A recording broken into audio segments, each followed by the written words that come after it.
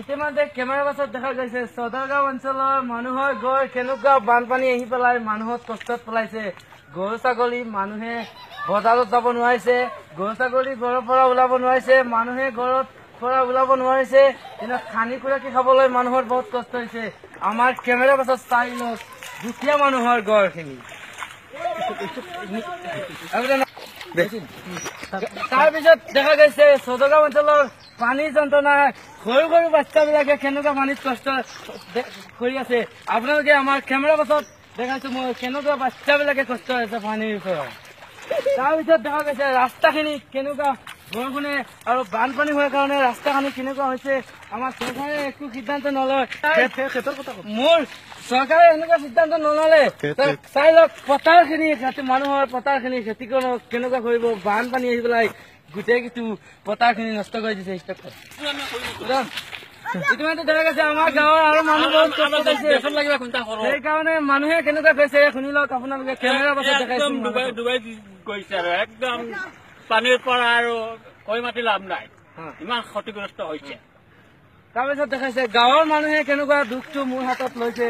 মোৰ চৰকাৰে একো কৰা নাই, মানুহক কিমান কষ্ট দি আছে। সেইকাৰণে সৰু সৰু বাচ্চাবিলাকে বুঢ়ৰ পৰা ঘৰৰ পৰা আঁতৰি যাবলৈ পুৰা সম্ভাৱনা আছে। সেইকাৰণে বাচ্চাবিলাকে বুৰ বনাই খানি খুৰাকি নাই একে পানীৰ লগত গোটেই দিন ঘূৰি আছে। কেমেৰা পাছত দেখা গৈছে ইলেক্ট্ৰিক লাইট কাৰেণ্টটো কেনেকুৱা মানুহৰ পানীৰ ওপৰত আহিছে। এতিয়া কাৰেণ্টটো পানীত লাগি পেলাই মানুহৰ মৰিবলৈ পুৰা সম্ভাৱনা আছে। সেইকাৰণে চৰকাৰক মই অনুৰোধ জনাইছো কিবা এটা সিদ্ধান্ত লোৱাৰ কাৰণে। তাৰপিছত দেখাই আছো মোৰ কেমেৰা বাছত গড়খিনি মানুহৰ কেনেকুৱা হৈছে। মোৰ কেমেৰা বাছত দেখাই আছো চাই লওক এনেকুৱা মানুহৰ গড় হৈছে। অকমান বৰষুণ দিলে আৰু মানুহ একেবাৰে মৰি যাবলৈ পুৰা সম্ভাৱনা আছে। সেইকাৰণে এতিয়া মোৰ চৰকাৰে কোনো সিদ্ধান্ত নেনা। সেইকাৰণে মই মোৰ ৰাইজবাসীক কৈছো নিজে নিজে প্ৰাণ বচানীটো হৈছে বহুত ভাল কথা।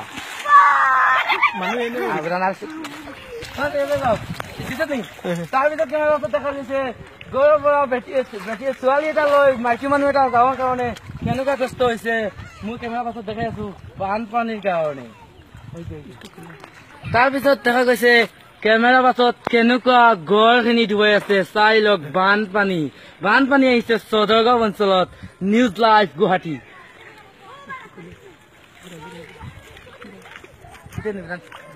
তাৰপিছত দেখা গৈছে এই মোৰ গাঁৱৰ পথাৰ বিলাকত এনেকুৱা পানী দেখা গৈছে যেন বানপানী আহি পেলাই এই পানী বিলাকত সাগৰ বুলি পুৰা মানুহে কৈছে যেন এইটো পানী নহয় এইটো সাগৰ হৈছে।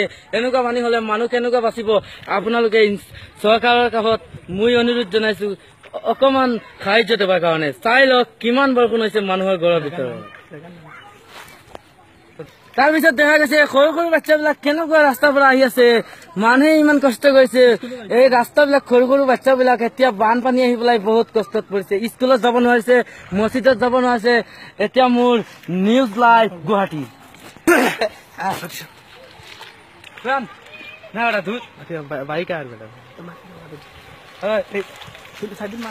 তাৰপিছত দেখা গৈছে গাড়ীখন মটৰখন কেনেকুৱা চলি আছে বানপানীত। এতিয়া মটৰ চাইকেলখন চলিছে বহুত কষ্ট হৈছে মানুহৰ। এই মটৰখন কেনেকুৱা চলিব বানপানীৰ কাৰণে মানুহে মটৰ চাইকেল চলাব নোৱাৰিছে। এতিয়া খাদ্য আনিবলৈ মটৰখন নাযায়, ইমান বানপানী হৈছে। এতিয়া পৰিবলৈ পুৰা সম্ভাৱনা আছে। News live Guwahati. তাৰপিছত দেখা গৈছে কেমেৰা পাছত বাৰীৰ ভিতৰত কেনেকুৱা পানী হৈছে। মানুহে ৰাস্তা ঘাটৰ ভিতৰত উঠানৰ পৰা ঘৰৰ ভিতৰত পানী হৈ পেলাই মানুহ বহুত কষ্টত আছে। সেইকাৰণে এতিয়া মানুহে কি কৰিব, এতিয়া পুখুৰীৰ পৰা মাছটো ওলাই গৈছে আৰু ৰাইজবাসী ছোৱালী ল'ৰা ছোৱালী বিলাকে ঘৰৰ ভিতৰৰ পৰা ওলাব নোৱাৰিছে, ঘৰৰ ভিতৰত থাকিছে। নিউজ লাইভ গুৱাহাটী ঘৰ তুলিছে। তাৰপিছত দেখা গৈছে মানুহৰ ঘৰৰ ভিতৰত এতিয়া পানী সোমাবলৈ পুৰা সম্ভাৱনা আছে। ঘৰৰ ভিতৰত এই পথাৰখিনি খেত হৈছে আৰু জিকা আৰু বেগুনী খেত কৰিছিল। বেগুনীৰ পৰা আলু খেতটো চব গোটেই খেতটো বেয়া হৈ গৈছে। এতিয়া মানুহৰ ঘৰৰ ভিতৰত পানী সোমাইছে।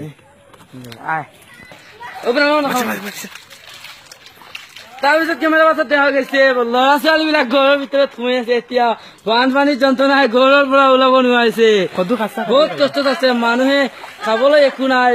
এতিয়া গছৰ পৰা ভাত্তা খাবলৈ সম্ভাৱনা আছে। এতিয়া মোৰ দৰাইছে আছাম টছ নিউজ লাইভ গুৱাহাটী। দেখা গৈছে নালি শাক খেত কৰিছিলো মানুহে তাই সেইটো ঘৰৰ ভিতৰত পানী সোমাই নালি শাকটো বেয়া হৈছে। আমাৰ চৰকাৰে এতিয়ালৈকে কোনো সিদ্ধান্ত নলয় সৰু সৰু বাচ্চাবিলাক কেনেকুৱা পানীৰ মনত লাগি আছে এতিয়া দেখাইছে কেমেৰা পাছত চাই লওক গড়খিনি মানুহৰ কেনেকুৱা হৈছে